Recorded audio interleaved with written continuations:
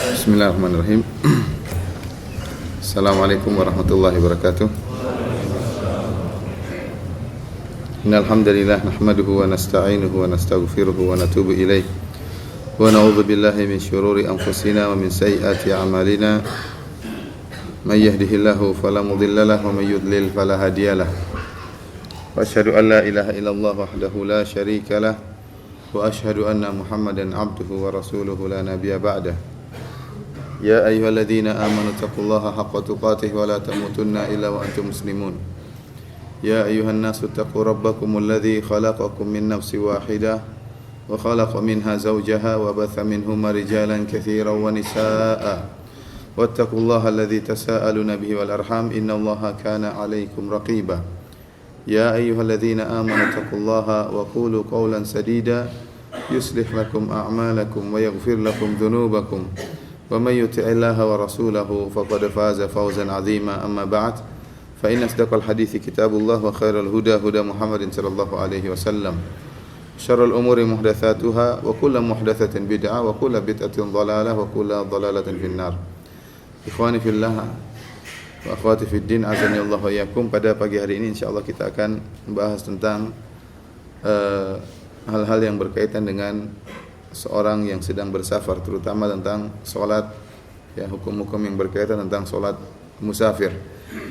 Kita tahu bahwasanya di antara keindahan Islam, keindahan syariat kita, bahwasanya syariat kita memperhatikan atau membedakan antara kondisi-kondisi manusia. Syariat membedakan antara kondisi seorang yang sehat dengan orang yang sakit, ya. Hukum-hukum yang berkaitan dengan orang-orang yang sakit banyak mendapatkan keringanan. Sebagaimana syariat membedakan antara seorang yang beruzur dengan yang tidak beruzur. Seperti orang dalam keadaan aman dibedakan dengan orang yang dalam keadaan ketakutan.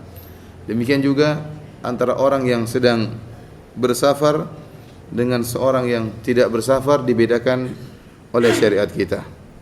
Karena memang syariat kita adalah syariat yang mudah. Allah Subhanahu wa taala berfirman, "Wa ma ja'ala 'alaikum fid dini min haraj." Sesungguhnya Allah Subhanahu wa taala tidak menjadikan kesulitan bagi kalian dalam agama. Bahkan khusus mengenai orang yang safar dan sakit, kata Allah Subhanahu wa taala, "Yuridullahu bikumul yusra wa la yuridu bikumul usra." Sesungguhnya Allah Subhanahu wa taala menghendaki kemudahan bagi kalian dan Allah tidak menghendaki kesulitan bagi kalian. Ya.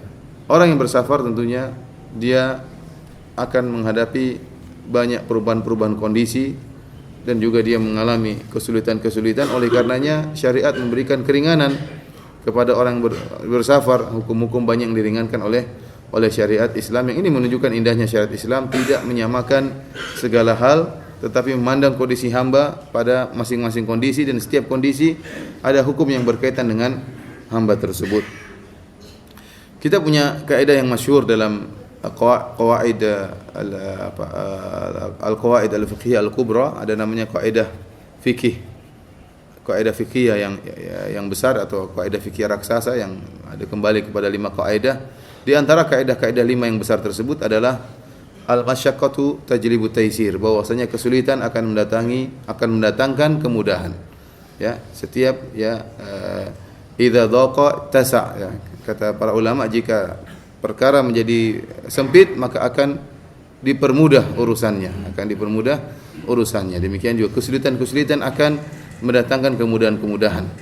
Kesulitan-kesulitan yang dihadapi oleh seorang hamba akan mendatangkan kemudahan-kemudahan dalam hukum-hukum yang akan dia lakukan.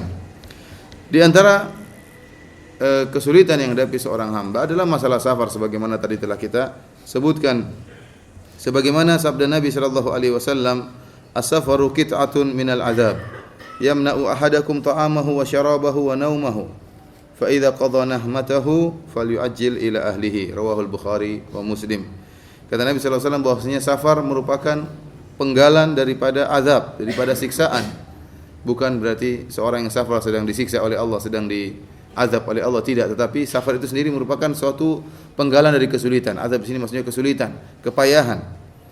Kenapa? Kata Nabi sallallahu alaihi wasallam, "Yamna'u ahadakum yamna'u ahadakum ta'amahu. Safar itu menjadikan seorang terhalang dari makanannya, dari minumannya, dari tidurnya, ya. Kita tahu bahwasanya seorang yang biasanya tidur pulas tatkala bersafar, dia tidak bisa tidur dengan pulas. Biasanya tatkala di rumah dia bisa makan dengan apa yang dia sukai, tatkala safar tidak bisa, dia tidak bisa sembarang makan. Dia apa yang tersedia baru dia makan. Ya, kemudian menghalangi juga minumannya, ya. Dan jika dia telah selesai dari hajatnya, falyu'ajjil ila ahlihi, maka hendaknya dia segera kembali kepada istrinya. Kesulitan itu semakin terasa tatkala kita kalau kita melihat safar-safar yang dilakukan pada zaman dahulu, ya, terutama misalnya di Jazirah Arab melintasi gurun, ya, kemudian dengan panas yang amat terik, kemudian menggunakan kendaraan tunggangan hewan, onta atau kuda. Ini benar-benar safar merupakan qit'atun minal adzab, merupakan perkara yang sangat membahayakan dan menyulitkan. Bahkan di zaman kita yang modern seperti ini, yang safar semuanya dimudahkan, alhamdulillah Allah memberikan banyak kemudahan dengan sarana-sarana transportasi yang begitu enaknya. Safar naik mobil, safar naik motor, ya, ya, safar naik bis, tinggal baca doa tidur, kemudian tidur bangun-bangun sudah sampai, ya. Artinya alhamdulillah kemudahan Allah berikan, ya. Meskipun demikian, bahkan sarana transportasi yang tercanggih pun seperti pesawat, ya, kita tahu ada kapal, ada pesawat. Meskipun seorang naik pesawat, meskipun dia di kelas eksekutif pun lebih enak dia tidur di rumah, ya. Bagaimanapun dia naik apapun, lebih enak di rumahnya sendiri. Meskipun di kelas eksekutif kemudian dengan sofa yang begitu enak, makanan yang mungkin bermacam-macam, toh lebih enak dia tidur di rumahnya di atas kasur yang murahan, kemudian pakai bantal, kemudian makan sayur asam, lebih enak daripada makan makanan Italia, makanan Perancis, ya. Lebih enak dia di rumahnya sendiri. Oleh karenanya bagaimanapun safar itu tidak enak, ya. Bagaimanapun safar itu tidak enak, dan ini dirasakan oleh orang-orang yang sering bersafar, ya, bolak-balik naik pesawat keluar negeri, ya, dia akan merasakan bahwa bagaimanapun di rumah lebih enak. Oleh karenanya zaman sekarang pun tetap saja hukum-hukum bersafar berlaku, hukum-hukum musafir berlaku, ya, karena safar yang dulu dengan safar yang sekarang toh tidak menghilangkan kesulitan, hanya saja memang tingkat kesulitannya berbeda antara dulu dengan sekarang. Pada kesempatan yang berbahagia ini kita akan membahas tentang hukum-hukum yang berkaitan dengan seorang yang musafir. Sebelumnya, ya, saya sebutkan bahwasanya karena kesulitan yang dihadapi oleh orang yang sedang bersafar, Rasulullah SAW mengatakan as-safaru qit'atun minal azab, safar merupakan potongan atau penggalan daripada azab, daripada kesulitan, daripada kepayahan. Karena sebagian ulama mengatakan safar diambil daripada isfar dalam bahasa Arab, yang artinya mengungkap atau menyingkap, tabir, ya, mengungkap rahasia sesuatu. Oleh karena wanita yang membuka wajahnya dikatakan telah melakukan sufur, dia telah membuka wajahnya, membuka cadarnya sehingga wajahnya kelihatan. Demikian juga safar akan menyingkap akhlak seseorang, ya, karena akhlak seorang itu akan nampak tatkala dalam perjalanan jauh, apalagi perjalanan yang payah. Dan ini benar-benar bisa dirasakan tatkala terutama safar yang dilakukan di zaman dahulu, safar yang jauh kemudian payah, maka akan nampak akhlak asli seseorang, perangai asli seseorang. Oleh karena tatkala ada seorang hendak menjadi saksi di hadapan Umar bin Khattab radhiyallahu taala anhu, maka Umar bin Khattab radhiyallahu taala mengatakan, saya tidak mengenal engkau. Siapa yang mengenal si fulan ini? Maka ada seorang mengatakan, saya mengenal dia, ya wahai Umar. Maka Umar berkata, ya, orang ini ingin merekomendasi, ingin mentazkiyah orang yang ingin menjadi saksi ini. Maka Umar bertanya kepada dia, apakah kau adalah tetangga dekatnya sehingga kau tahu, ya, kapan keluarnya, kapan masuknya, ya, karena kalau seorang adalah tetangga orang lain, tetangga dekat, maka akan ketahuan akhlak asli tetangganya. Kenapa dia sering ketemu dan dia tahu bagaimana kondisi orang tersebut, salat subuh atau tidak, salat zuhur atau tidak, salat berjamaah atau tidak, ya, bagaimana tatkala bergaul, ketemu, akan bagaimanapun orang menyembunyikan perangainya, namanya tetangga dekat sering ketemu pasti ketahuan akhlak aslinya, ya.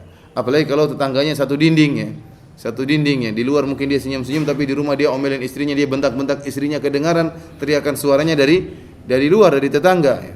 Oleh karenanya Umar bertanya, pertanyaan pertama, apakah kau tetangganya sehingga kau tahu tentang akhlaknya? Ternyata dia mengatakan, saya bukan tetangganya. Pertanyaan kedua, Umar bertanya, apakah kau pernah bermuamalah dengan dia tentang dinar dan dirham? Kau pernah hubungan dengan dia masalah uang, masalah duit? Ya. Karena duit ini menunjukkan akhlak seseorang. Kalau orang itu wara', maka akan ketahuan dari tingkah dia terhadap, sikap dia terhadap uang, ya. Ya, kalau ternyata tidak memiliki akhlak yang baik, akan nampak juga sikap dia terhadap uang. Ya, kata dia, saya tidak pernah bermuamalah tentang keuangan bersama dia. Ya, kenapa? Karena ada orang yang rajin beribadah, mungkin rajin ke masjid, tapi kalau sudah masalah keuangan tidak beres ya. Utang tidak pernah dibayar misalnya, ya. Ditagih-tagih malah marah-marah ya. Ya. Sampai ini kejadian, ada orang yang dia mengeluh kepada saya, dia bilang, Ustaz, saya ini mau nagih dia, menagih utang saya sama dia, saya ingin nagih. Dia malah marah-marah sama saya. Dia bilang apa? Kamu kenapa baru nagih sekarang ini? Kemarin saya punya uang, kamu nggak nagih. Loh, kamu punya uang kenapa nggak bayar? Sudah punya uang, harusnya disimpan untuk bayar utang ya. Akhirnya yang nagih pun malah dimarah-marahin. Sudah tidak terima kasih, malah marah-marahin yang nagih. Ya, ini terkadang orang kalau sudah bicara duit, akhlaknya tidak ada. Kongsi dagang, kerja sama dagang, akhirnya untung dia dapat, barangnya habis, untungnya nggak ada. Barangnya habis, untungnya tidak ada. Modal tidak kembali. Ini sering terjadi. Nanti ditagih katanya afwan akhi, afwan akhi. Oleh karenanya ikhwani fillah azanillahu wa iyyakum, akhlak seorang tidak bisa diketahui dengan baik kecuali kalau antum sudah bermuamalah uang dengan dia. Apakah antum pinjamkan uang sama dia ataukah sebaliknya? Intinya dari permasalahan keuangan akan nampak akhlak baik atau perangai asli seseorang. Dia mengatakan, saya tidak pernah bermuamalah keuangan dengan orang ini. Maka Umar bertanya kepada pertanyaan ketiga, apakah kau pernah bersafar dengan orang ini? Kau pernah bersafar dengan orang ini? Karena safar dijadikan dalil, ya. Karena safar dijadikan dalil untuk menunjukkan perangai seorang atau tidak. Kata Umar bin Khattab, fariquka fi safar alladhi yustadallu bihi ala makarimil akhlaq. Apakah dia pernah bersafar dengan engkau sehingga dengan safar tersebut bisa dijadikan dalil akan akhlak yang mulia? Kata dia, tidak juga. Kata Umar, kalau gitu kau tidak mengenal dia. Karena orang bersafar, dia akan terutama safar yang panjang dan sulit, akan nampak perangai asli seseorang. Apakah dia mengutamakan kepentingan dirinya sendiri, ataukah dia memperhatikan juga teman-temannya. Dia ingin makan enak sendiri, ataukah dia juga memperhatikan temannya sudah makan atau belum, masalah nunggu atau tidak. Dan ini penting, akan nampak akhlak seorang tatkala sedang safar. Misalnya dalam haji, orang ingin haji koboi misalnya, haji, ada istilah haji koboi, itu jalan kaki ya. Meskipun tidak ada kudanya, meskipun tidak ada topi koboinya, tapi dikatakan haji koboi karena keluar dari rombongan kemudian jalan kaki. Nah, ini di sini akan nampak akhlak seseorang. Apakah dia mengutamakan egonya? Ya, kita lewat sini, kadang tidak memperhatikan dia sedang ternyata jalan kaki bersama ada orang yang tua, ada ibu-ibu ya. Ini butuh kesabaran, nunggu, memikirkan kepentingan bersama, bukan kepentingan pribadi. Ini akhlaknya akan nampak tatkala sedang safar. Ini benar-benar kenyataan. Ini menunjukkan bahwa safar benar-benar mengungkap akhlak seseorang. Kenapa? Karena safar itu berisi dengan kesulitan, berisi dengan kepayahan, sebagaimana sabda Nabi SAW, as-safaru qit'atun minal azab. Safar itu merupakan penggalan daripada kepayahan dan kesulitan. Oleh karenanya wajar jika kemudian syariat memberikan banyak keringanan-keringanan bagi orang yang bersafar. Ya, di antaranya akan kita bahas agak detail pada pagi hari ini, pada kesempatan kali ini adalah mengenai solatnya orang yang bersafar. Solatnya orang yang bersafar. Karena banyak dari saudara-saudara kita di tanah air yang tidak tahu tentang keringanan-keringanan yang Allah berikan kepada orang yang bersafar. Sering saya bersafar, ya, kita mampir di rest area, tempat peristirahatan. Orang pada sholat 4 rakaat. Orang-orang pada sholat berapa? 4 rakaat. Mereka tidak tahu bahwa seorang yang musafir sholatnya 2 rakaat. Karena mereka tidak paham. Kalau mereka paham, mereka akan semangat sholat 2 rakaat. Namun kebanyakan orang tidak paham. Sehingga mereka meskipun safar, sholat mereka 4 rakaat. Bahkan saya naik kapal, orang bersafar mengadakan sholat Jumat. Orang bersafar mengadakan sholat Jumat. Padahal tatkala safar tidak perlu sholat Jumat. Sholat Jumat hanya lil muwattinin, bagi orang-orang yang mukim. Namun karena semangatnya dan tidak paham, akhirnya mereka terkadang keringanan-keringanan yang Allah berikan mereka tidak kerjakan. Yang pertama yang berkaitan dengan solat, yaitu tentang hukum di kosornya solat. Ya. Hukum kosornya solat. Kita tahu bahwasanya disyariatkan bagi seorang yang musafir untuk mengkosor solat yang rubaiyah. Solat 4 rakaat menjadi berapa? 2 rakaat. Solat subuh 2 rakaat jadi berapa? 2 apa 1? Benar, 2, tetap 2. Zuhur jadi 2 rakaat, asar jadi 2 rakaat, maghrib 3 apa 1,5? 3 ya, bukan 2, bukan 1,5 tapi tetap berapa? 3. Salat Isya jadi 2 rakaat. Perlu antum ketahui bahwasanya asal dalam salat itu 2 rakaat. Ini hukum asal salat adalah 2 rakaat. Artinya tatkala Nabi sallallahu alaihi wasallam diangkat oleh Allah ke Mekah, ke Sidratul Muntaha, waktu Rasulullah SAW masih di Mekah, ya, belum ke Madinah. Maka Rasulullah SAW diberi kewajiban oleh Allah Subhanahu wa taala salat 5 waktu. Tatkala itu pertama kali diwajibkan salatnya 2 rakaat. 5 waktu tersebut artinya 2 rakaat. Salat duhurnya 2 rakaat, salat asarnya 2 rakaat, salat isyanya 2 rakaat. Ini pertama kali diwajibkan salat. Oleh karenanya Aisyah yang meriwayatkan satu hadis, dia mengatakan fa uqirat fis safar wa zidat fil hadar atau kama qalat. Dia mengatakan awal salat pertama kali salat diwajibkan 2 rakaat, kemudian ditetapkan dalam safar 2 rakaat. Jadi 2 rakaat ini bukan pengurangan tetapi penetapan. Kemudian ditambah tatkala sedang mukim. Berarti asalnya 2 rakaat, orang yang mukim ditambah syariat menjadi 4 rakaat. Jadi bukan 4 rakaat dipotong jadi 2 rakaat, tidak. Tetapi asal memang salat itu asalnya berapa rakaat? 2 rakaat. Hanya saja orang yang mukim ditambah dengan 2 rakaat, di 2 rakaat tambah 2 jadi 4 rakaat. Dan dalil akan hal ini adalah ijma' ulama. Semua ulama ya, telah menjelaskan bahwasanya jika seorang sedang bersafar maka disunahkan dia salat 2 rakaat. Hanya saja para ulama khilaf tentang apa hukum salat 2 rakaat tersebut. Sebagian ulama mengatakan hukumnya wajib. Barang siapa yang salat salat musafir menjadi 2 rakaat, ada yang mengatakan harus diulang. Jadi kalau ada seorang musafir salatnya 4 rakaat, ada sebagian ulama mengatakan harus diulang. Kenapa? Karena 2 rakaat hukumnya apa? Hukumnya wajib. Ada yang mengatakan sunnah muakkadah, sunnah yang sangat ditekankan. Ada yang mengatakan wajib, tapi jika dikerjakan 4 rakaat salatnya tetap sah, cuma dia berdosa. Namun pendapat yang benar, yang kuat Allah alam bisawab, bahwasanya qasar ini hukumnya bukan wajib tapi hukumnya sunnah muakkadah, sunnah yang sangat ditekankan. Kenapa Rasulullah SAW para sahabat tidak pernah melakukan tatkala mereka sedang safar mereka salat itmam 4 rakaat. Seperti perkataan Ibnu Umar radhiyallahu taala anhu dia berkata, "Sahibtu Rasulullah sallallahu alaihi wasallam fi safar falam yazid ala rakaataini hatta qabadahu Allah." Aku pernah menemani Rasulullah SAW dalam safar-safar beliau, dan beliau tidak pernah salat lebih dari 2 rakaat dalam safar-safar beliau sampai Allah menjemput ajal beliau alaihi salatu wasalam. Wa sahibtu Abu Bakrin falam yazid ala rakaataini hatta qabadahu Allah. Dan aku menemani Abu Bakar dalam safar beliau radhiyallahu taala anhu, dan beliau tidak pernah menambah lebih daripada 2 rakaat. Wa sahibtu Umar, dan aku pernah menemani ayahku ya dalam safar-safar beliau, falam yazid ala rakaataini hatta qabidahu Allah, sampai Allah mencabut atau memanggil ajal Umar bin Khattab radhiyallahu taala anhu. Ini menunjukkan bahwasanya para sahabat ya mereka telah ijma bahwasanya orang yang sedang bersafar salatnya 2 rakaat. Namun kenapa kita katakan bahwasanya salat 2 rakaat itu hanya sunnah muakkadah, tidak wajib? Padahal Rasulullah SAW tidak pernah salat 4 rakaat tatkala safar, demikiannya Abu Bakar dan Umar. Karena didapati sebagian sahabat mereka meskipun safar mereka salat 4 rakaat. Di antaranya Aisyah radhiyallahu taala anha. Aisyah radhiyallahu taala anha ya diriwayatkan dari beliau meskipun safar beliau salat 4 rakaat. Tatkala ditanya kata dia, saya mendapati keringanan, saya mendapati kemudahan. Jadi beliau mengkaitkan masalah salat 4 rakaat dengan kesulitan yang beliau hadapi. Jadi keringanan tersebut beliau ambil kalau dalam keadaan sulit, tapi kalau dalam keadaan mudah safarnya ringan beliau salat 4 rakaat ya. Kalau seandainya salat musafir 2 rakaat hukumnya wajib, maka Aisyah tidak akan meninggalkannya.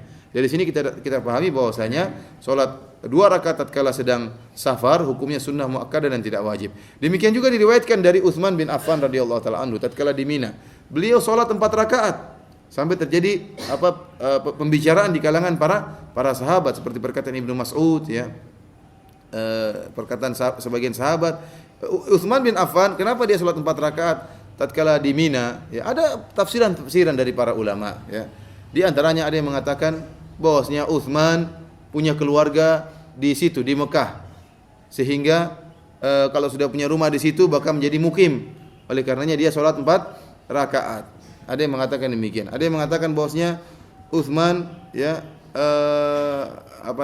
dan ini yang agak kuat mengatakan bahwasanya Utsman bin Affan sengaja salat 4 rakaat karena khawatir ada orang-orang Arab Badui yang hajian dan dia menyangka bahwasanya salat duhur cuma 2 rakaat, salat asar cuma 2 rakaat, salat isya cuma 2 rakaat, kemudian dia pulang kampung dia tidak mau tambah rakaatnya.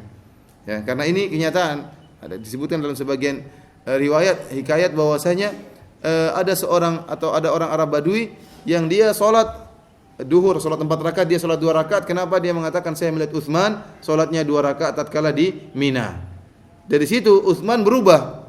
Ya, karena ternyata ada orang Arab Badui yang hajian kemudian pulang kampung tidak paham bahwasanya Islam membedakan antara hukum musafir dengan hukum mukim. Akhirnya Utsman salat di Mina 4 rakaat.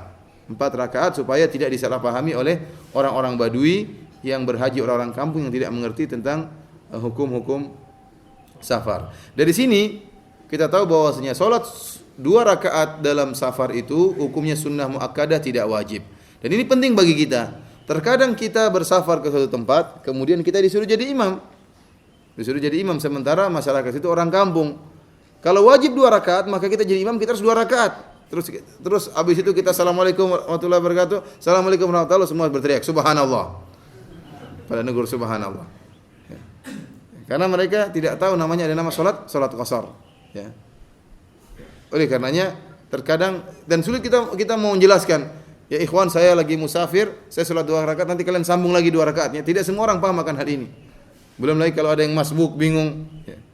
Oleh karenanya terkadang kita terpojok harus melaksanakan 4 rakaat dan alhamdulillah hukumnya tidak wajib salat 2 rakaat, tapi hukumnya apa? Sunnah muakkadah. Sehingga terkadang kita salat 4 rakaat sebagaimana yang dipandang oleh Utsman. Tatkala Utsman memandang ada kemaslahatan salat 4 rakaat agar tidak disalahpahami oleh orang Arab Badui, maka demikian juga terkadang kita salat 4 rakaat tatkala kita khawatir masyarakat tidak paham dan bisa timbul kegaduhan sehingga kita salat 4 rakaat.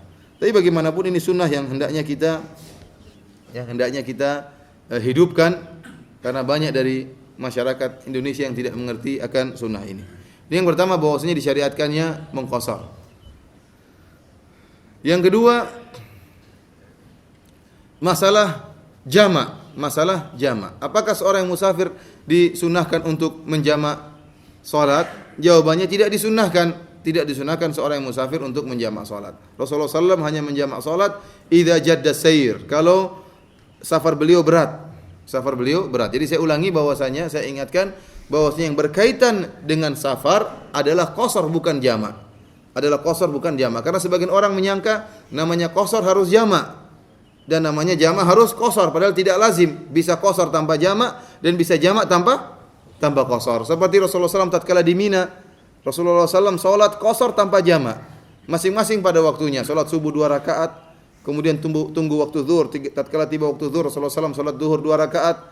Tiba waktu salat asar. Waktu salat asar tiba, Rasulullah SAW salat 2 rakaat. Waktu maghrib, Rasulullah SAW salat 3 rakaat. Waktu tiba salat isya, Rasulullah SAW salat 2 rakaat. Salat masing-masing pada waktunya tanpa di jamak. Qasar tanpa di jamak. Tetapi tatkala di Padang Arafah, Rasulullah SAW menjamak qasar antara salat zuhur dan salat asar. Demikian juga tatkala di Muzdalifah, Rasulullah SAW jamak takhir antara salat maghrib 3 rakaat dengan salat isya 2 rakaat. Oleh karenanya qasar tidak mesti jamak dan jamak tidak mesti qasar. Demikian juga seorang yang sedang tidak mukim. Tatkala seorang sedang di pemukimannya sedang tidak safar, tahu-tahu turun hujan deras. Ya, boleh jamak atau tidak? Boleh jamak. Sampai seorang yang muadzin mengatakan, ya, sallu fi rihalikum, disunahkan untuk mengumandangkan azan dengan berkata, sallu fi rihalikum, salatlah kalian di rumah-rumah kalian. Berarti yang di masjid boleh jamak tanpa qasar, boleh jamak tanpa qasar. Oleh karenanya jamak bukan berkaitan dengan safar, tetapi jamak berkaitan dengan kesulitan yang sedang dihadapi oleh seorang. Disunahkan bagi orang yang sedang musafir tidak menjamak salat kecuali kalau ada kebutuhan. Jika safarnya berat, ya jika dalam keadaan kepayahan atau dalam keadaan kesulitan atau kondisi-kondisi tertentu, maka dia disunahkan untuk menjamak. Tetapi para ulama menyatakan bagaimanapun seorang yang musafir boleh jamak, tetapi tidak dikatakan sunnah. Saya ulangi, seorang yang musafir dikatakan boleh menjamak, tapi bukan sunnah, karena sebagian orang menyangka sunnah kalau seorang sedang safar sunnah dijamak. Tidak benar, tidak sunnah, tetapi hukumnya boleh. Kapan dikatakan sunnah menjamak? Kalau safarnya sulit, baru disunahkan dia untuk menjamak salat. Akan tapi jika safarnya ternyata tidak sulit, maka hendaknya dia salat masing-masing pada waktunya, meskipun dia mengqashar salatnya. Para ikhwani fillah azanillahu wa iyyakum, para hadirin dan hadirat yang dirahmati oleh Allah Subhanahu wa taala. Kemudian kita membahas tentang permasalahan berikutnya, berapa kilo baru bisa seorang mengqashar salat, ya.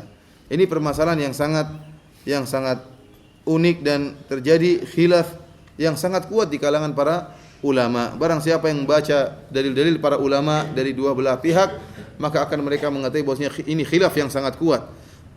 Sulit bagi seorang untuk bisa merojihkan kecuali dengan ilmu yang sangat kuat pula. Ya.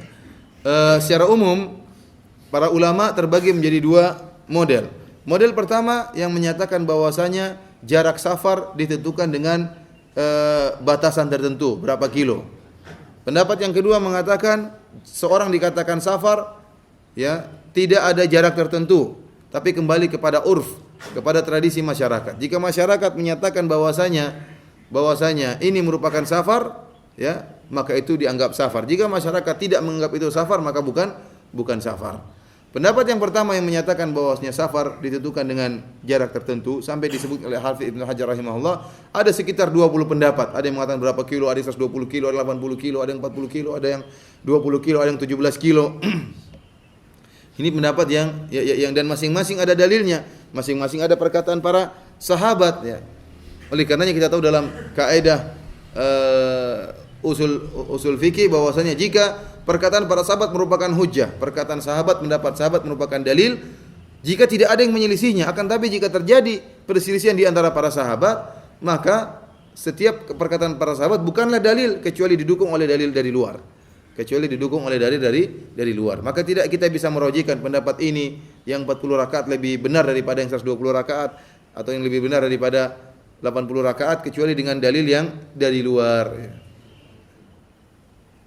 Oleh karenanya masalah ini masalah yang khilafnya cukup kuat, meskipun jumhur ulama, kebanyakan ulama seperti mazhab Syafi'iyah, Hanabilah dan Malikiyah, mereka berpendapat bahwasanya jarak safar 80 km.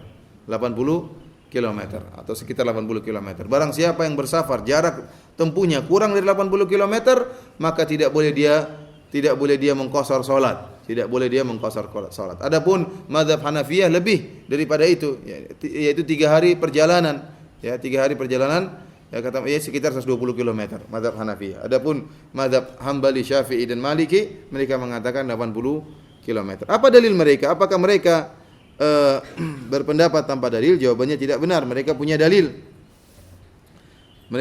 Di antaranya perkataan para sahabat.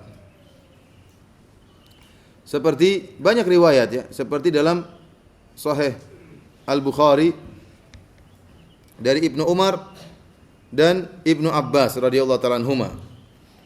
Ya. Kana yaqsurani wa yuftirani fi arba'ati burud. Bahwasanya Ibnu Umar dan Ibnu Abbas mereka tidaklah mengqashar salat dan mereka tidaklah berbuka puasa kecuali kalau mereka telah bersafar 4 burud. 4 burud itu satu barid itu 4 farsakh. Satu farsakh sama dengan 3 mil. Berarti kalau 4 burud berapa farsakh? Satu barid 4 farsakh. Berarti kalau 4 16 farsakh. Satu farsakh 3 mil. Berarti kalau 16 farsakh berapa mil? 16 kali 3 48 mil. 1 mil 1,6 km, 1,7 km sekian gitu. Berarti kalau 48 mil berapa kilometer? Sekitar 80 kilometer. Ibnu Umar dan Ibnu Abbas tidak mengqashar salat dan tidak berbuka puasa kecuali setelah safar sekitar 80, kalau jarak tempuhnya sekitar 80 km. Hadis ini atau riwayat ini diriwayatkan oleh Al-Imam Al-Bukhari dalam Sahihnya, dan ini pendapat yang dipilih oleh Al-Imam Al-Bukhari rahimahullah. Dan sanad daripada riwayat ini sanad yang sahih, diriwayatkan juga oleh Al-Imam Al-Baihaqi, dan ternyata sanad ini pun diriwayatkan oleh Imam Bukhari meskipun dalam bentuk hadis mu'allaq, riwayat mu'allaq, tapi dengan sigatul jazm yang menunjukkan Imam Bukhari mensahihkan riwayat ini. Imam Bukhari mensahihkan riwayat ini. Namun apakah ini bisa dijadikan hujjah? Wallahu alam. Ternyata ada riwayat-riwayat yang lain yang juga mendukung akan hal ini, ya. Seperti dari Ibnu Umar dan Ibnu Abbas dalam riwayat yang lain dari Al-Baihaqi, Kana yusalliyani rak'atain wa yiftirani fi arba'ati burud. Mereka salat 2 rakaat dan berbuka puasa kalau 4 rakaat. Kemudian juga Ibnu Abbas pernah ditanya dari Atha, "Aqsuru salata ila Arafah? Kalau saya pergi ke Arafah bolehkah saya mengqasar salat?" La, walakin ila Asfan wa ila Jeddah wa ila Taif. Tidak, tapi kalau kau pergi ke Asfan atau ke Jeddah atau ke Taif. Sekarang jarak dari Mekah ke Taif itu kira-kira 80 km. Dari jarak dari Mekah ke Jeddah juga kira-kira 80 kilometer. Ini berarti memang mereka mengukur bahwasanya kalau sekedar cuma ke Arafah jaraknya tidak sampai 40 km, tidak sampai 80 km, maka tidak boleh mengqasar. Ini pendapat siapa? Ibnu Abbas radhiyallahu taala anhu. Demikian juga pendapat Ibnu Umar radhiyallahu taala anhu. Namun ada pendapat-pendapat yang lain yang mengatakan boleh kurang daripada 80 km. Ikhwani fillah azani Allah yakum. Di antara dalil yang menunjukkan 80 km adalah sabda Nabi sallallahu alaihi wasallam, "La yahillu limra'atin tu'minu billahi wal yaumil akhir an tusafira masirata yaumin wa lailah illa wa ma'aha dzu mahram." Kata Nabi sallallahu alaihi wasallam, tidak halal bagi seorang wanita yang bersafar dengan jarak sehari semalam kecuali sama mahramnya. Sementara mereka juga apa jarak 1 hari 1 malam? Ini ada juga khilaf di antara para ulama. Ada yang mengatakan jarak 1 hari 1 malam 80 km dengan perjalanan misalnya kuda atau onta, orang berjalan terus selama sehari semalam, maka jaraknya sekitar 80 kilometer. Ada yang mengatakan jaraknya sekitar 40 kilometer. Ya, intinya Rasulullah SAW menamakan seorang wanita yang berjalan sehari semalam dikatakan sebagai wanita yang sedang safar. Dan ternyata jarak sehari semalam itu jarak 4 burud, sekitar 80 km. Dan ini mendukung pendapat yang mengatakan bahwasanya jarak safar adalah 80 km. Dan ini lebih hati-hati, dan ini pendapat yang dipilih oleh Lajnah Daimah, oleh Syekh bin Baz rahimahullahu ta'ala. Dan banyak ulama yang berpendapat dengan pendapat ini karena pendapat jumhur ulama. Dalilnya tidak ada dalil yang tegas, tetapi hanya sekedar perkataan para sahabat didukung dengan isyarat sebagian hadis-hadis Nabi sallallahu alaihi wasallam. Ini pendapat yang pertama.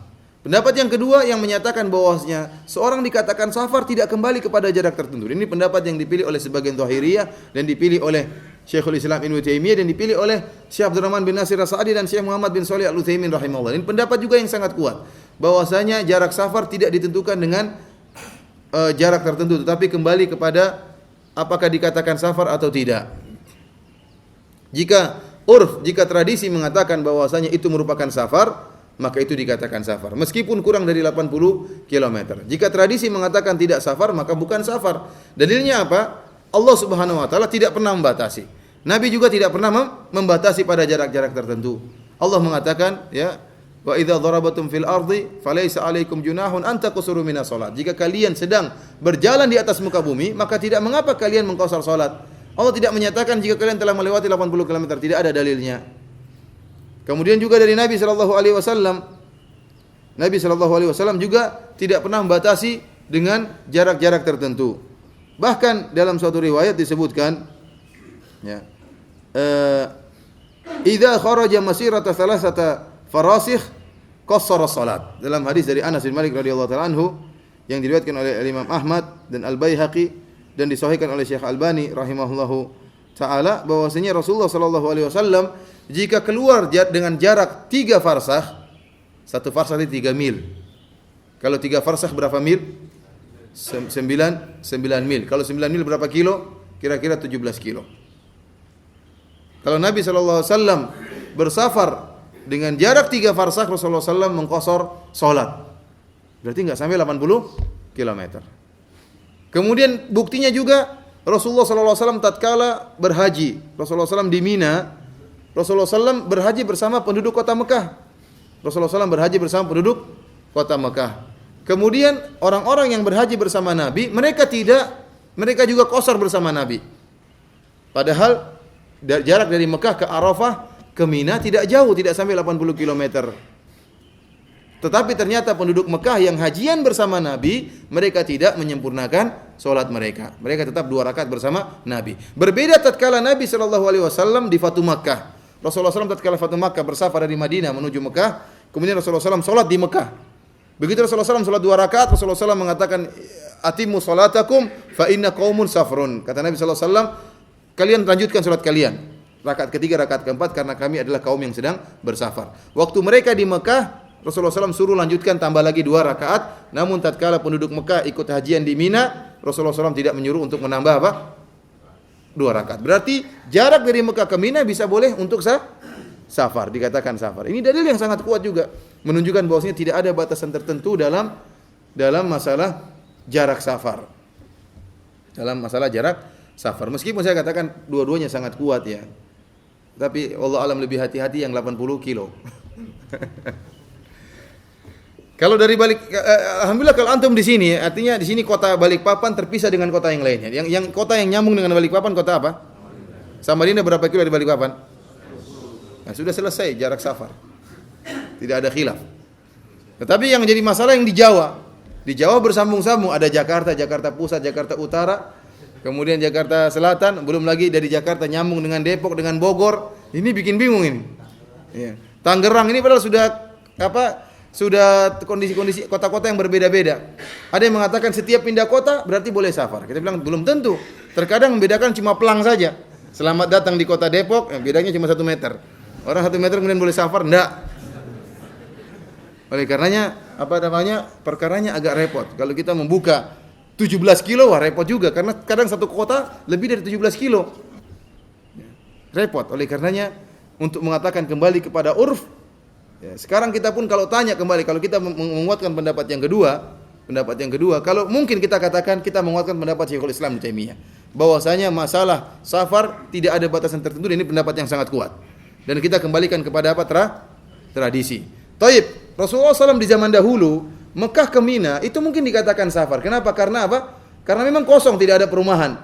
Benar-benar keluar dari apa? Kampung, kemudian pergi kampung yang lainnya, ke kota yang lainnya. Tetapi kalau sekarang, antum tanya siapa saja orang-orang Jakarta, kalau orang dari Jakarta ke Depok dikatakan safar, mereka bilang tidak. Karena namanya urf adalah tradisi kebanyakan orang. Jangan sampai seorang mengatakan menurut saya safar, bukan menurut kamu. Yang dikatakan urf adalah tradisi kebanyakan orang. Oleh karenanya penilaiannya kembali kepada jumhur mayoritas masyarakat. Kalau masyarakat ditanya, masyarakat Jakarta ditanya, apakah dari Jakarta Pusat ke Depok merupakan safar? Mereka mengatakan bukan safar. Tapi mereka sepakat kalau dari Jakarta menuju Bandung mereka bilang safar. Dari Jakarta menuju Anyer mereka bilang safar. Ya. Dari ke Banten safar. Tapi kalau ke Tangerang, meskipun Tangerang masuk di Banten, mereka bilang bukan safar. Oleh karenanya, kalaupun kita kembali kepada urf, juga sekarang urfnya tidak sama dengan urf yang dahulu. Urf sekarang, ya kalau jaraknya sekitar masih 50 kilo, masih dalam kota Jakarta, mereka tidak katakan sebagai safar. Yang jadi masalah ada sebagian orang, dia baru 20 kilo, sudah boleh safar. Rasulullah SAW pernah keluar 20 kilo, Rasulullah SAW qasar sholat. Berarti musafir? Iya. Kalau gitu boleh nggak buka puasa? Nggak berani dia. Boleh nggak buka puasa? Aduh, gimana kalau buka ya? Berarti kan seharusnya kalau boleh qasar, boleh juga berbuka puasa. Ini dua keringanan yang tidak bisa dipisahkan. Karena dua-duanya merupakan keringanan orang yang sedang bersafar. Kalau kamu mengatakan boleh mengqasar salat, berarti boleh juga berbuka puasa.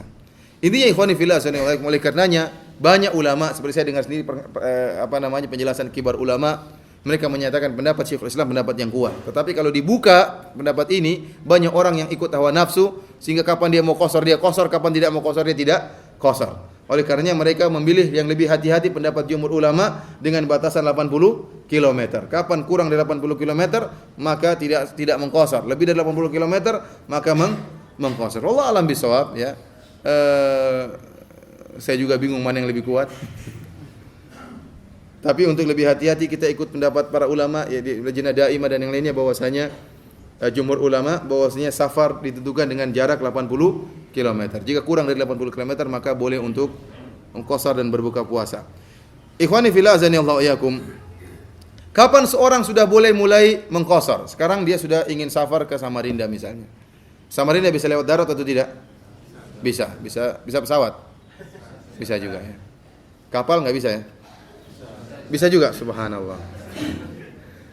Kapan dia boleh bersafar? Kata para ulama, kapan dia boleh mulai mengqasar? Kata para ulama, boleh mengqasar kalau sudah meninggalkan kampungnya. Sampai kapan? Sampai dia safar dan balik, sebelum masuk kampungnya dia masih boleh qasar terus. Contohnya, seorang keluar dari Balikpapan menuju Samarinda. Dia keluar dari kampungnya. Kemudian dia meskipun belum sampai di Samarinda, Ya, meskipun belum sampai di Samarinda, dia sudah keluar kampungnya, misalnya dengan jarak 20 km dari kampungnya atau 10 km, dia sudah boleh apa? 20 km dia sudah boleh mulai mengqashar, boleh. Meskipun belum sampai ke Samarinda. Jadi kapan startnya? Jika dia sudah mulai meninggalkan kampungnya. Kalau dahulu para fuqaha mengatakan idza faraqal umran atau faraqal bunyan. Jika seorang sudah meninggalkan kampungnya dan meninggalkan bangunan-bangunan kota, dia sudah keluar dari bangunan-bangunan kota, maka dia sudah boleh mulai mengqashar. Oleh karenanya disebutkan dalam hadis, kata Anas bin Malik, "Shallaitu ma'a Rasulillah sallallahu alaihi wasallam adz-dzuhra bil Madinah arba'an." Saya salat bersama Nabi salat zuhur di Madinah 4 rakaat. Wa shallaitu ma'ahu al-asra bi Dzul Hulaifah, dan saya salat 2 rakaat bersama Nabi Dzul Hulaifah di Bir Ali sekarang. Jarak antara Masjid Nabawi dengan Dzul Hulaifah sekitar 25 km. Saya kurang tahu persis tapi sekitar 25 km. Padahal belum jarak safar. Tetapi tujuan Nabi ke Mekah. Tujuannya 400 kilometer. Namun Rasulullah tatkala sudah keluar menuju Dzul Hulaifah sudah mulai untuk apa? Mengqashar. Oleh karenanya para ulama mengatakan seorang yang sudah ingin menempuh jarak qashar, misalnya ingin ke Samarinda, jika dia sudah meninggalkan kampungnya, sudah masuk ke kampung yang lain, maka dia sudah boleh mulai mengqashar sejak saat itu. Dia sudah boleh mengqashar. Bukan sejak di rumahnya dia mengqashar. Kenapa saya mau safar? Enggak boleh. Ya. Sejak dia sudah, misalnya kalau para ulama sering mengatakan jika sudah di bandara. Kalau sudah di bandara sudah boleh mengqashar meskipun pesawatnya belum berangkat. Kenapa? Tujuannya ingin keluar kota. Ya. Kemudian sampai kapan dia boleh mengqashar? Selama dalam perjalanan dia boleh mengqashar terus. Selama dalam perjalanan. Sampai dia tinggal di sana, kemudian dia balik. Dalam perjalanan dia boleh mengqashar terus. Sampai di bandara dia masih boleh mengqashar karena belum sampai di rumah, belum sampai kampung rumahnya. Faham? Ikhwani fillah azanillahu wa iyyakum.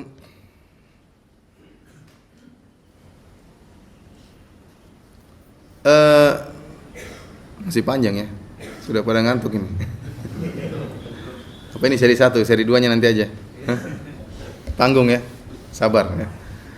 Ikhwani fillah azanillahu. Pembahasan juga di antara para ulama. Sekarang kita sudah membahas tentang kapan jarak dikatakan musafir. Sekarang berapa lama antum di suatu tempat boleh qashar? Boleh qashar berapa lama? Jumhur ulama mengatakan kalau antum tinggal suatu tempat lebih dari 4 hari, maka antum sudah mukim, tidak boleh mengqashar. Tetapi kalau kurang dari 4 hari, mereka hitung dengan 20 kali sholat. Satu hari berapa kali sholat? 5 waktu. Kalau antum ternyata tinggal satu tempat kurang dari 20 waktu sholat, maka antum boleh qashar. Kenapa? Status antum sebagai musafir. Tapi jika kalau lebih dari 20 sholat, maka antum sudah mukim. Ini pendapat jumhur ulama. Dan masalah ini juga masalah yang pelik, khilafnya juga sangat kuat. Jadi dalam masalah safar ada masalah jarak safar, ini khilaf yang kuat, dan juga masalah kedua berapa lama dia boleh mengqashar, ini pun khilaf yang sangat kuat. Karena banyak dalil yang bermacam-macam. Seperti Nabi sallallahu alaihi wasallam pernah dalam perang Tabuk sekitar 19 atau 20 hari Rasulullah sallallahu di Tabuk dan selalu qashar. Rasulullah sallallahu tatkala Fatu Makkah juga berhari-hari Rasulullah sallallahu selalu qashar, ya. Padahal lebih dari 4 hari. Tatkala hajian pun demikian, Rasulullah SAW tatkala di Batha atau di Abtah, ya 4 hari, kemudian melanjut ke Mina dan seterusnya ke Arafah bolak-balik. Ini lama, ini banyak juga, lebih dari 4 hari, dan Rasulullah SAW senantiasa qashar. Terus dari mana para ulama berdalil tentang 4 hari? Jumhur ulama berdalil dengan kondisi Nabi SAW yang sedang berhajian. Wallahu alam, saya hanya mendapati dalil ini, mungkin ada dalil yang lain, masih perlu saya pelajari lagi. Di antara dalil yang paling kuat yang disebut oleh para jumhur ulama, kenapa dibatasi 4 hari? Karena Nabi SAW tatkala hajian, beliau sampai di Abtah itu tanggal 4 Dzulhijjah. Tanggal berapa? 4 Dzulhijjah. Kemudian beliau menetap di situ. Beliau tidak ke Masjidil Haram. Beliau menambatkan onta beliau, para sahabat menambatkan kambing-kambing beliau, ya, hewan-hewan beliau yang akan disembelih tatkala Idul Adha. Kemudian Rasulullah SAW sholat selama 4 hari di tempat tersebut, qashar tanpa dijamak, menetap tidak pindah-pindah. Kemudian setelah itu Nabi SAW melanjutkan perjalanan ke Mina pada tanggal 8 Dzulhijjah. Kata mereka masa penungguan dari 4 sampai 8 inilah masa batasan terakhir. Lebih daripada itu maka itu merupakan mukim. Taib, kenapa Nabi SAW waktu di Mina di Arafah masih terus melanjutkan 2 rakaat? Karena itu berpindah. Jadi beda antara posisi seorang yang datang ke suatu tempat menetap dengan dia beraktivitas, mobilisasi, jalan terus. Kalau selama jalan terus maka dia musafir terus. Ya. selama dia masih terus jalan, tidak menetap satu tempat, dia pergi ke Samarinda, dia pergi kemana, atau dia ke Balikpapan, ke sana ke sini, sekali-sekali di masjid ini, sekali-sekali masjid sana, dia tidak punya tempat tertentu, maka dia masih dikatakan musafir terus. Beda kalau dia sudah menetap satu tempat tertentu, tidak kemana-mana, maka itu dikasih waktu 4 hari. Karena Nabi SAW selama tanggal 4 sampai tanggal 8 beliau menetap satu tempat, ya. Baru tanggal 8 beliau berpindah. Tentunya ini pendapat yang secara zahir tidak begitu kuat, karena keberadaan Nabi 4 hari itu cuma kebetulan. Kebetulan Rasulullah SAW datang tanggal 4. Kalau misalnya Rasulullah SAW tanggal datang 1, dia akan lama sampai tanggal 8 7 hari. Tetapi kebetulan Rasulullah SAW tanggal 4 sampai tanggal 8 4 hari. Namun inilah pendapat jumhur ulama, wallahu alam bisawab. Ini pendapat jumhur ulama, dan ini juga ada kehati-hatian, ya. Oleh karenanya jumhur ulama begini cara berpikir mereka. Orang yang bersafar ada 3 kondisi ingin datang suatu tempat. Antum pergi ke Samarinda, ada 3 kondisi antum. Kondisi pertama, antum tahu bahwasanya antum bakalan tinggal di Samarinda lebih dari 4 hari, bakalan tinggal 1 minggu. Berarti menurut jumhur ulama itu mukim atau bukan? Mukim, karena lebih dari 20 kali waktu sholat.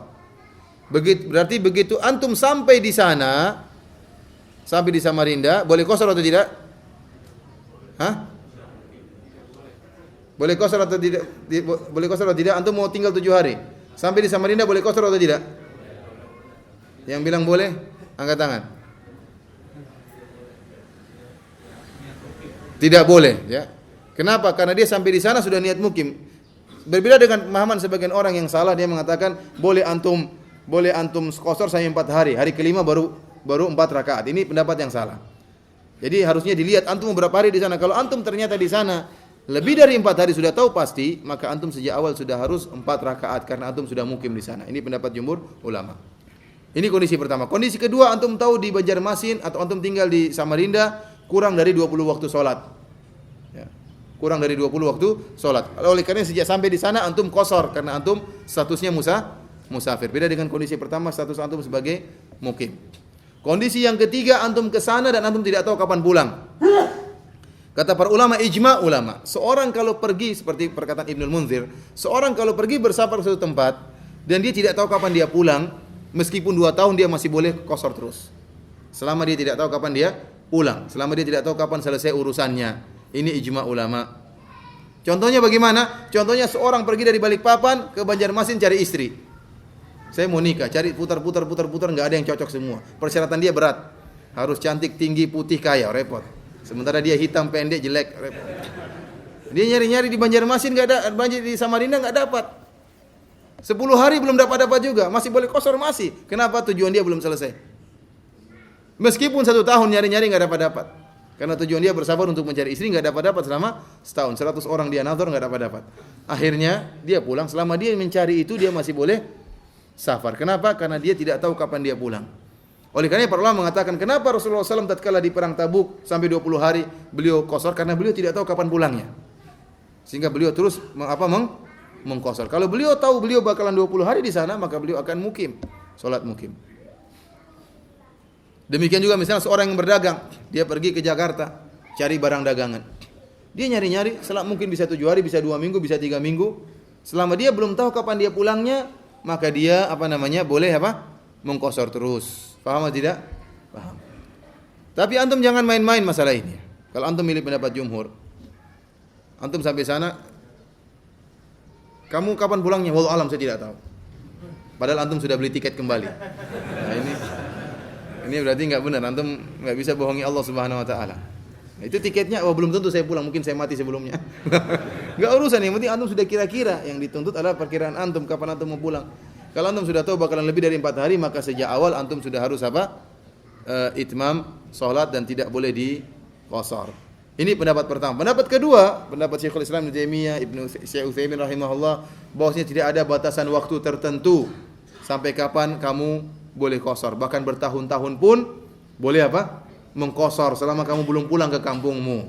Selama kamu tidak berniat mukim dan belum pulang ke kampungmu. Pendapat ini dipegang kuat oleh Syekh Ibnu Utsaimin rahimahullah. Sampai saya ketemu seorang syekh doktor yang ada di Jamiatul Imam, dia mengatakan, yang guru saya Abdullah bin Qu'ud yang juga kibar ulama pernah bertanya kepada Syekh Utsaimin, "Ya Syekh, misalnya saya penduduk kota Qasim, kemudian saya tinggal Al-Qasim, kemudian saya kerja di Madinah selama bertahun-tahun. Syekh, apakah saya boleh mengqashar?" "Iya."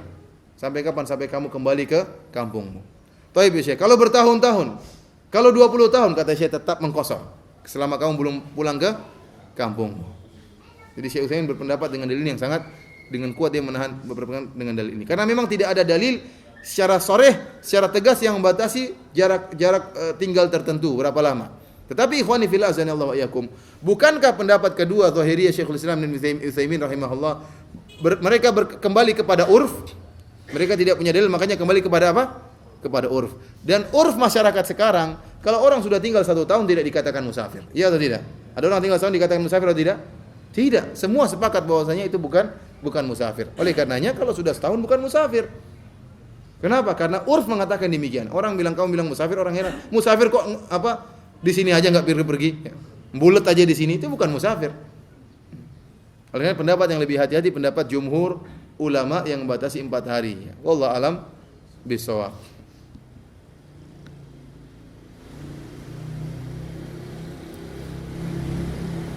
Sekarang berarti saya tanya sama antum, kalau orang yang pilot terbang, dia musafir atau bukan? Selama dia bersafar musafir atau bukan? Musafir. Kapan dia jadi mukim? Kalau pulang ke rumahnya baru jadi mukim. Selama dia ke sana sini jadi tetap musafir. Pembawa trek-trek besar itu keluar kota ke sana sini musafir atau bukan? Musafir. Dia boleh mengqashar? Boleh. Kapan dia jadi mukim? Kalau sudah pulang ke rumah istrinya. Baru dia menjadi apa? Mukim. Meskipun dia di rumah istrinya cuma setengah hari.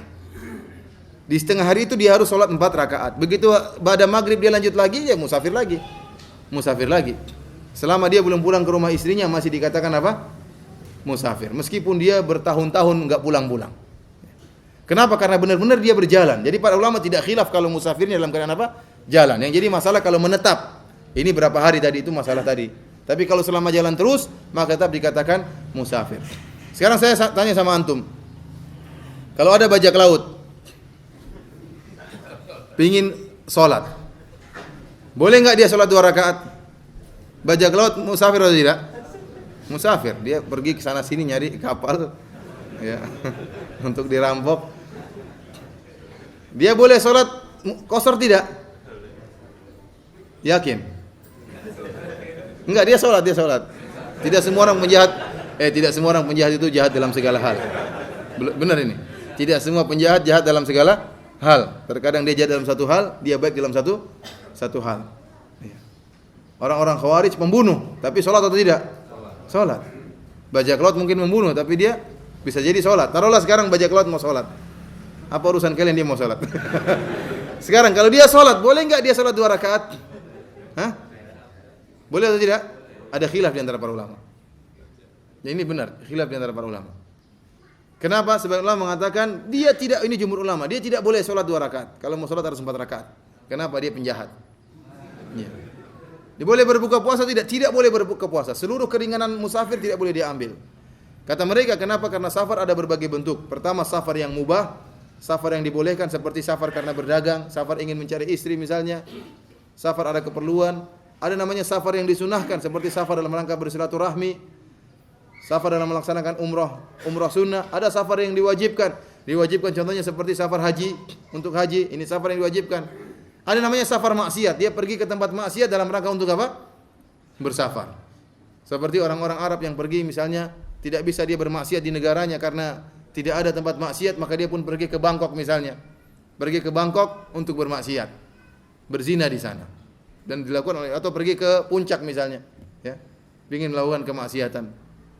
Sampai disebutkan cerita banyolan ya. Jadi ada orang Arab dia ngantri di bar, ingin masuk bar. Tahu-tahu ada orang Arab yang lain nyelinap masuk ke depan. Maka dia bilang ittaqillah ya akhi. Di belakang katanya. Lagi ngantri ke bar ini katanya ittaqillah, ente tidak ikut apa antrian, ittaqillah katanya, mundur belakang. Ini menunjukkan maksudnya kebiasaan mereka menyebut ittaqillah mereka bawa bahkan tatkala mereka sedang hendak bermaksiat. Kata para ulama yang berpendapat tidak boleh seorang yang bermaksiat kalau safarnya karena maksiat, maka dia tidak boleh mengambil keringanan safar. Seperti bajak laut tadi, tidak boleh dia sholat 2 rakaat dan tidak boleh dia berbuka puasa meskipun dia musafir, dia harus puasa.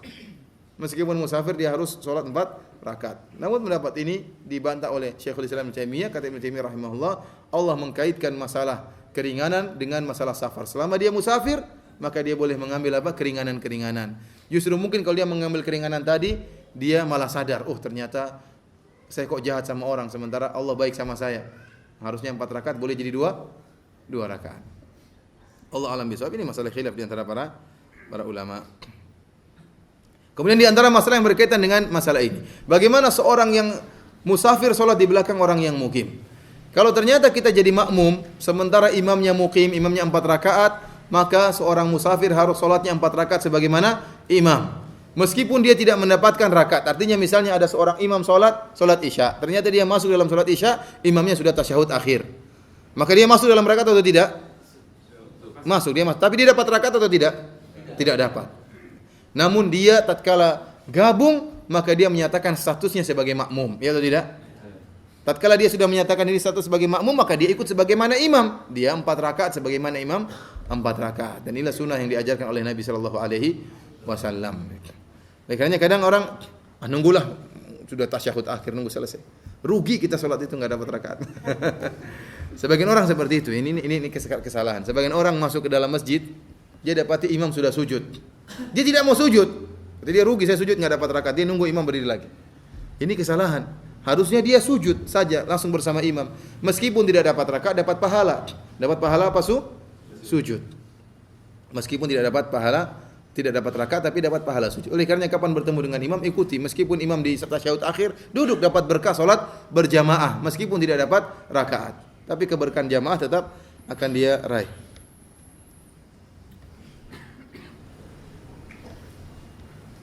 Khani fillah sanallahu iyyakum. Ya, ini saja mungkin kira-kira yang bisa saya sampaikan. Kalau ada yang bertanya saya persilakan. Wallahu a'lam bishawab. Ada yang bertanya? Ya, silakan.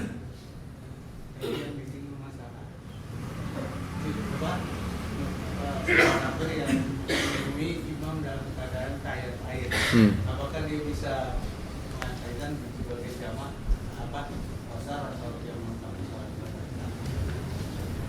Ya. Kenapa maksudnya?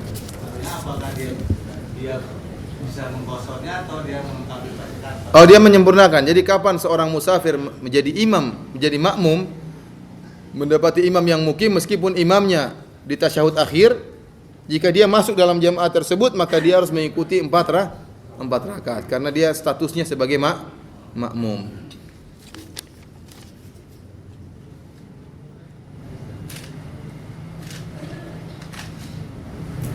Ada hadis yang menyatakan doa musafir dikabulkan. Apakah termasuk orang yang safar melaksanakan dinas yang mendapat fasilitas transport dan akomodasi bahkan biaya perjalanan dinas? Iya, selama dia bersafar maka insya Allah doanya dikabulkan. Dia berdoa tatkala sedang di pesawat, dia berdoa tatkala sedang di bis, sedang berjalan.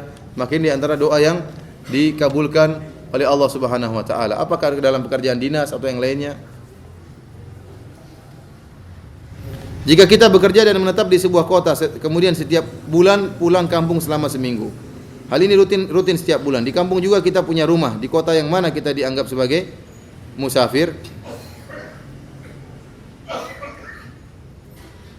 Dia menjadi apa namanya? Dia punya istri nggak di kampung itu? Istrinya 2 atau tidak? Hah? Siapa yang nanya ini? Kalau istrinya 2, sebenarnya mengatakan dua-duanya dia mukim. Kalau istrinya apa? 2, berarti dia menetap situ, menetap sini. Dalam perjalanan ini dia musafir. Tapi kalau sudah sampai jadi apa? Mukim. Sini mukim, sini mukim. Di tengah perjalanan semuanya safar. Tapi kalau istrinya cuma 1, di situ mana istrinya itulah sebagai tempat mukimnya. Jika dia pergi sana meskipun punya rumah, ya, maka itu dia sebagai rumah peristirahatan, cuma rumah apa? Rumah hampiran, ya. Maka yang jadi patokan adalah di mana dia istri dan anak-anaknya di situ. Wallahu a'lam bishawab.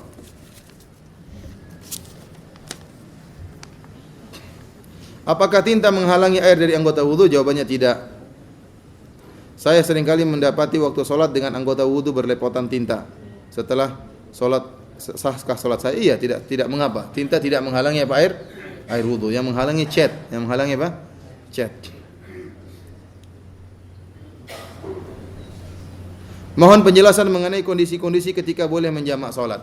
Menjamak salat di antaranya jika ada matar, jika ada hujan atau khauf, ada rasa takut atau sebab-sebab yang lain yang memberatkan seseorang.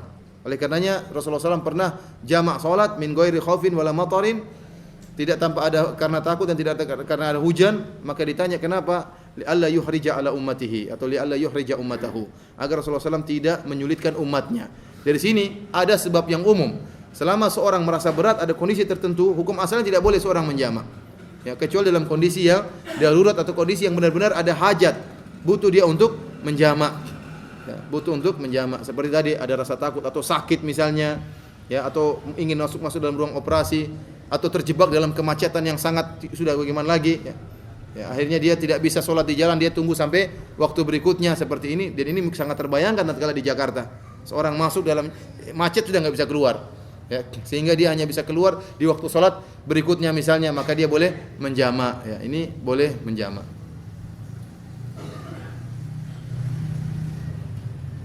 Mana yang lebih utama bagi musafir, sholat di masjid atau sholat di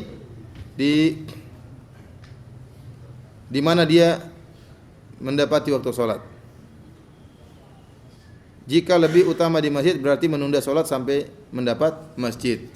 Lagi berjalan, jika masjidnya dekat, lebih bagus di masjid. Tapi kalau masjidnya jauh, lebih bagus di awal waktu sholat. Lebih bagus di awal waktu sholat, dimanapun dia berada. Tapi kalau ternyata masjid ini dalam perjalanan, ya, dalam perjalanan. Berbeda kalau seorang yang dia musafir tapi dia menetap di hotel misalnya, dia menetap di losmen di pondokan misalnya. Mana yang lebih utama? Dia sholat di pondokan atau di masjid? Jawabannya di masjid. Bahkan sebagian ulama mengatakan seorang musafir tetap wajib ke masjid.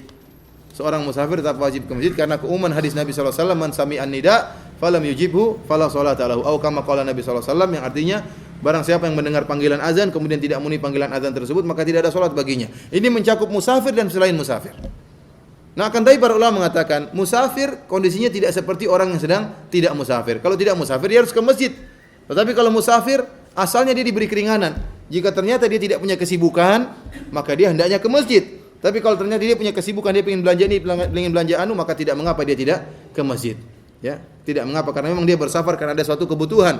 Selama dia disibukkan dengan kebutuhan tersebut, para ulama mengatakan dia tidak apa-apa tidak ke masjid. Tapi kalau dia santai-santai aja di rumah, kemudian tidak ada kegiatan, maka dia wajib ke masjid selama tidak sakit, tidak lelah. Ya, tapi kalau dia lelah sekali tidak harus ke masjid. Kenapa? Posisi dia sebagai musafir, dan musafir diberi keringanan.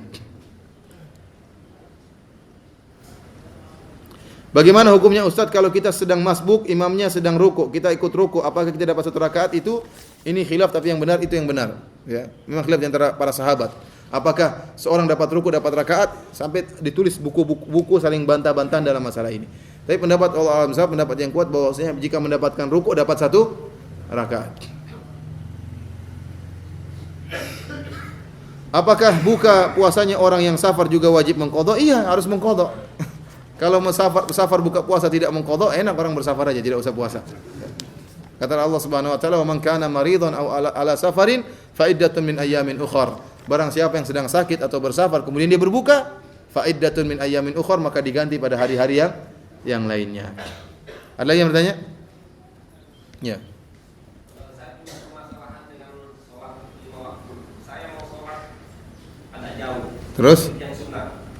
Tapi ada masjid di dekat saya.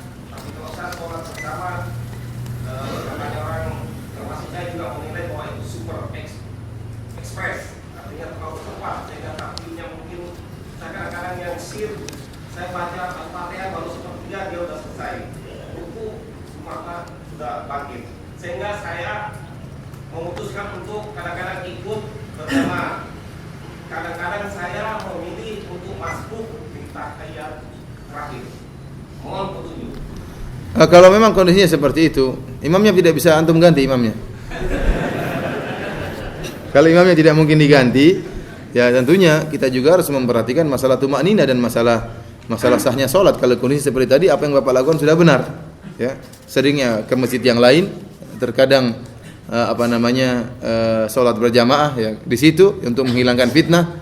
Ya, tapi kalau kondisi seperti tadi, makanya tidak mengapa. Yang antum lakukan sudah baik. Antum sudah lakukan itu politik yang baik.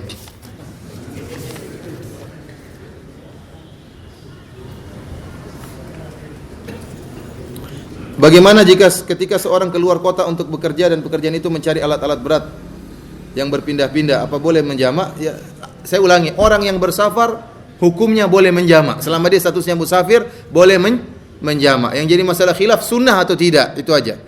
Kapan dikatakan sunnah dia menjamak? Kalau safarnya berat. Tapi meskipun safarnya tidak berat, dia boleh menjamak. Kenapa? Dia musafir. Tetapi kapan disunahkan dia menjamak? Kalau safarnya sulit. Kalau safarnya tidak sulit, disunahkan dia tidak menjamak. Tapi boleh? Boleh. Selama dia musafir, boleh menjamak. Seorang bekerja di lokasi minyak gas bumi yang berjarak sekitar 60 km dari kota tempat tinggalnya. Dengan jadwal 2 minggu di lokasi, 2 minggu di kotanya. Pada saat di lokasi, apakah dia dikatakan musafir? Allah alam ya, selama dia di tengah lautan seperti itu. Ini di tengah laut enggak ini? Tengah laut. Ya, kalau tengah laut dia tetap musafir. Karena tidak ada namanya mukim di tengah lautan. Ya. Beda kalau dia menetap satu tempat di daratan. Nah, di daratan ini, kalau kembali kepada pendapat jumhur, maka dia apa? Lihat 4 hari. Kalau lebih dari 4 hari, maka dia mukim. Kalau kurang dari 4 hari, maka dia musafir. Wallahu a'lam bishawab. Ada yang bertanya? Ya.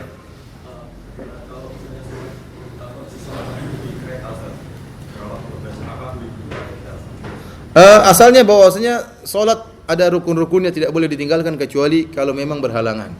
Baik di pesawat maupun di kereta. Di antara rukun dan syarat salat menghadap kiblat misalnya. Rukunnya berdiri, ya. Sujud, ini semua rukun salat.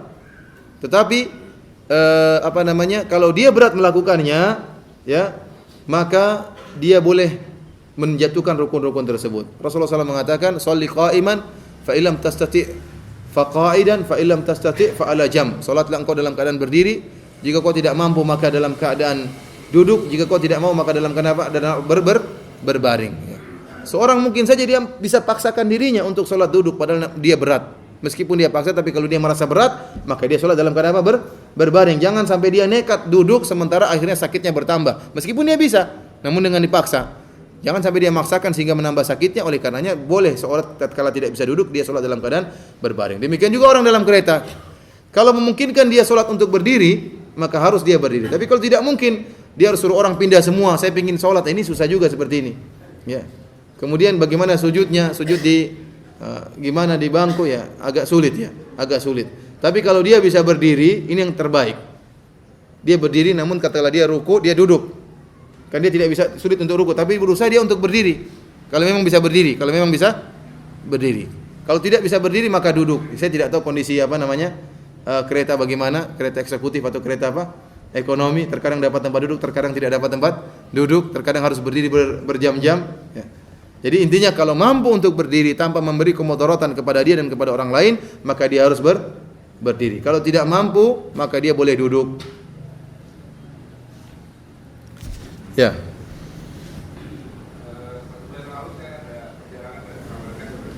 Terus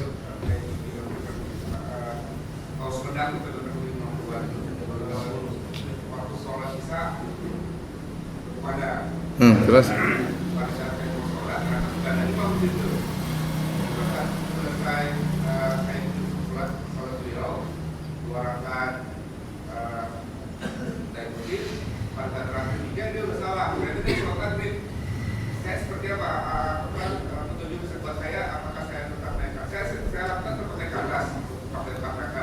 salat Isya tadi, pengen salat Isya. Oh iya. Ya udah naik aja, tinggal sempurnakan. Sudah terlanjur ya. Ya sudah. Ada lagi yang bertanya? Ya.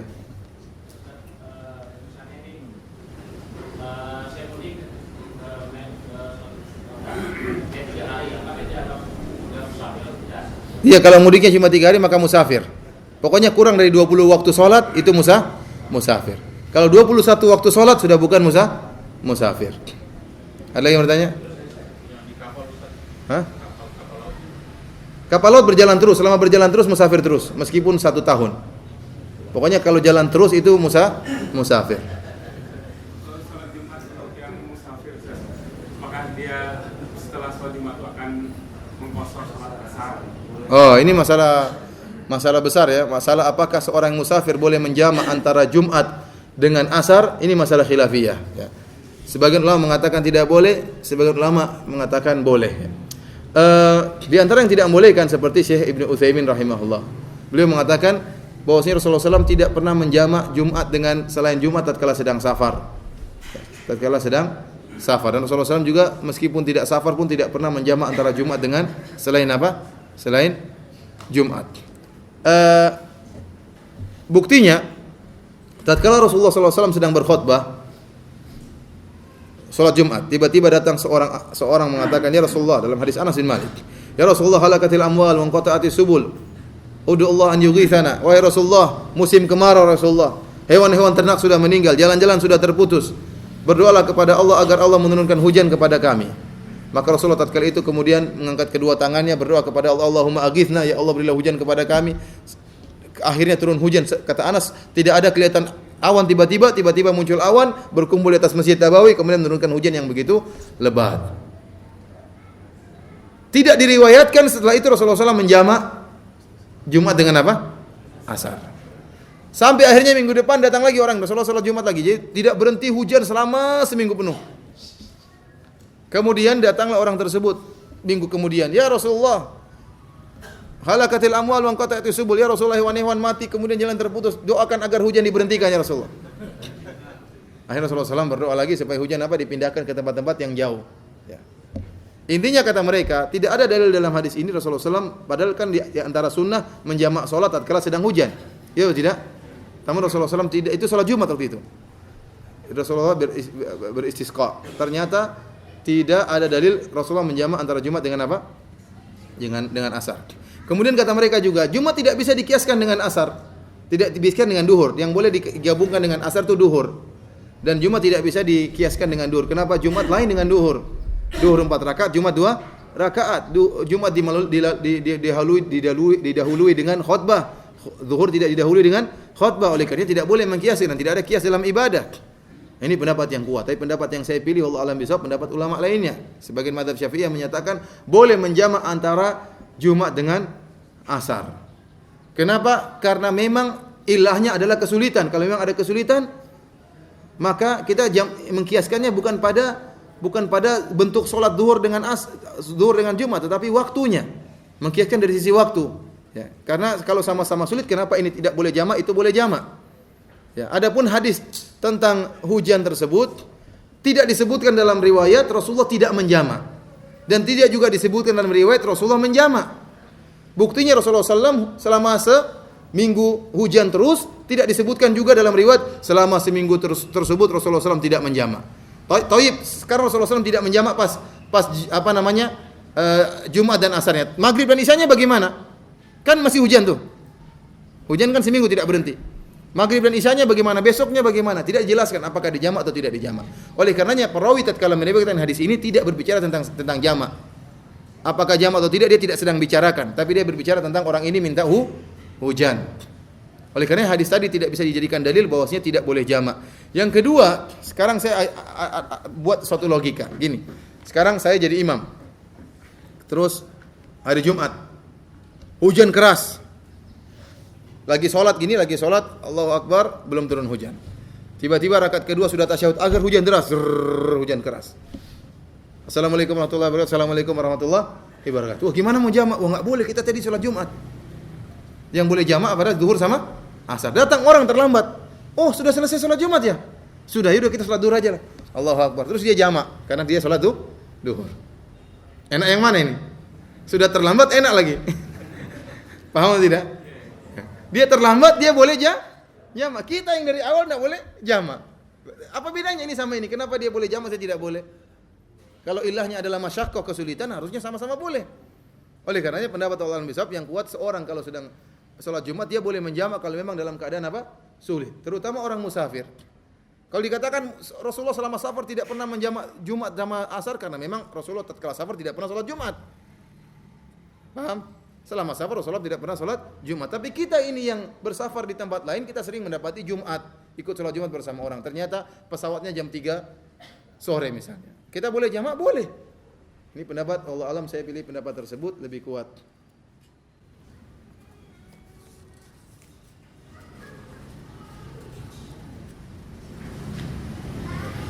Salat sunnah rawatib manakah yang masih Nabi sallallahu alaihi wasallam lakukan ketika beliau dalam keadaan safar? Ini pertanyaan juga bagus. Apa salat-salat sunnah yang bisa dikerjakan bagi orang yang musafir? Rasulullah sallallahu alaihi wasallam meninggalkan salat rawatib kecuali qobliyah subuh. Rasulullah SAW pernah ketiduran, ya sebagaimana saya sampaikan pada pengajian kemarin, pernah Allah mentakdirkan Nabi sallallahu alaihi wasallam tertidur dalam kala sedang safar. Sedang bersafar, ada Rasulullah, ada Abu Bakar, ada Umar, ada Ali, ada Utsman, ada semua sahabat mulia, semuanya kompak ketiduran.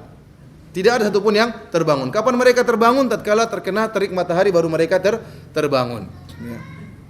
Kemudian setelah mereka terbangun, Rasulullah SAW tadi masih tidur. Tidak ada yang berani bangunkan Nabi. Kenapa? Dikhawatirkan Rasulullah sedang mimpi Nabi adalah wahyu.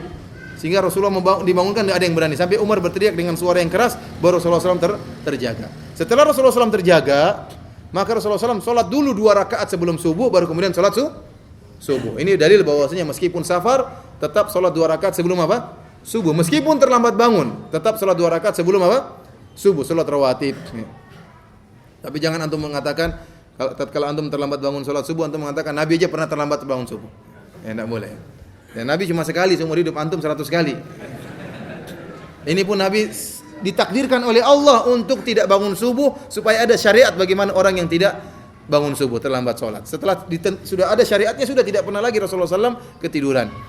Intinya orang yang sedang bersafar jangan dia tinggalkan sholat qabliyah subuh. Ya, selain itu rawatib yang lain sebelum duhur, setelah duhur, setelah maghrib, setelah isya, ini tidak dikerjakan oleh Nabi sallallahu alaihi wasallam tatkala sedang safar, hanya qabliyah subuh yang dia kerjakan. Salat sunnah yang lain silakan. Salat malam, Rasulullah SAW pernah pulang dari Taif, beliau salat malam, ya, tatkala sedang, atau salat mutlak, salat sambil di atas kendaraan sambil berjalan, ya. Boleh enggak seorang dalam kendaraan salat malam? Dalam bis antum salat Allahu Akbar. Boleh atau tidak? Boleh. Ya, boleh, namun ingat tatkala sedang bersafar, bukan tatkala sedang tidak bersafar, ya. Jangan antum misalnya pergi dari satu pingin sholat subuh terlambat, waduh ini sebentar lagi qomat, akhirnya antum sholat 2 rakaat di atas mobil. Allahu Akbar. Enggak, antum tidak sedang bersafar. Yang boleh bagi orang yang bersafar. Yang boleh sholat di kendaraan bagi orang yang bersafar.